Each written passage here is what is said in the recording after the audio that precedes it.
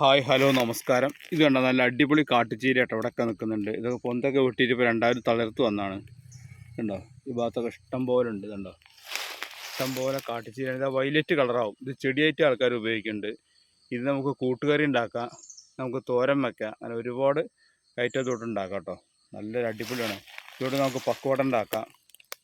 സാധാരണ പക്കോടയിൽ ചേർക്കുന്ന എല്ലാ സാധനവും ചേർത്തിട്ട് ഇത് അരിഞ്ഞിട്ട് നമുക്ക് പക്കോട ഉണ്ടാക്കാം. നല്ല അടിപൊളി കാട്ടുചീര കേട്ടോ. ഇതുണ്ടോ, ഇഷ്ടം പോലെ നിൽക്കുന്നുണ്ട് ഇവിടെയൊക്കെ. നല്ല സൂപ്പർ കാട്ടുചീരയാണ്.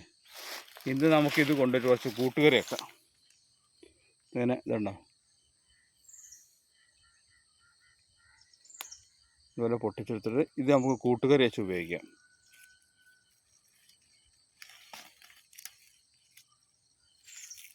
അപ്പോൾ നമ്മളെ കാട്ടുചീര കൂടി ഞാൻ കട്ട് ചെയ്തിട്ടുണ്ട്, അതുപോലെ ചെറുതാക്കി കട്ട് ചെയ്തെടുത്തിട്ടുണ്ട് കേട്ടോ. തന്നെ ഇനി നമുക്കൊരു അടിപൊളി കൂട്ടുകറി വെക്കാം. അപ്പോൾ നമ്മൾ പരിപ്പൊക്കെ നന്നായിട്ട് വെന്ത് വന്നിട്ടുണ്ട് കേട്ടോ, നന്നായിട്ട് വന്നിട്ടുണ്ട്. ഇനി നമുക്ക് ഒരു 2 തക്കാളി ചേർക്കാം. ഇതിൻ്റെ കൂടെ തന്നെ കഴുകി വെച്ചാൽ നമുക്ക് കാട്ടുചീര ഇട്ട് കൊടുക്കാം.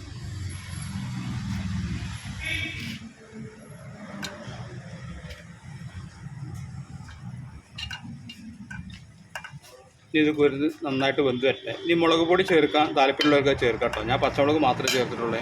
അപ്പോൾ നമ്മൾ കാട്ടുചീര ഇട്ടിട്ട് നന്നായിട്ട് വെന്ത് വന്നിട്ടുണ്ട്. ഇനി കുറച്ച് ഉപ്പ്.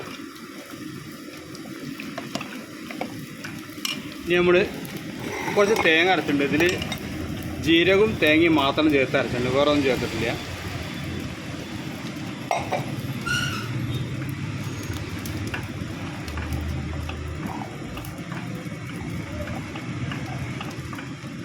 ഇനി നമ്മളിത് കറിവേപ്പിലയും കടുകും ഉണക്കമുളകും ചേർത്തിട്ട് വെളിച്ചെണ്ണയിൽ ഒന്ന് താളിച്ചാൽ മതി കേട്ടോ. അപ്പോൾ അതുപോലത്തെ വീഡിയോ ഇഷ്ടപ്പെടുന്ന സുഹൃത്തുക്കളുണ്ടെങ്കിൽ ഒന്ന് സപ്പോർട്ട് ചെയ്യുക.